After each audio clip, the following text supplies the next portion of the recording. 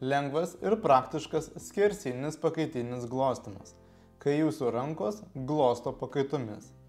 Pradėkite nuo juosmens ir kilkite link pečių. Tada leiskitės tokiais pačiais judesiais žemyn. Priimkime, kad pakilus nuo juosmens iki pečių ir nusileidus žemyn yra vienas kartas. Padarykite vienai pusiai 3-4 kartus ir pereikite į kitą pusę. Galite vėl pakartoti pirmąją pusę. Neskubėkite, darykite tokiu pačiu tempu kaip ir video.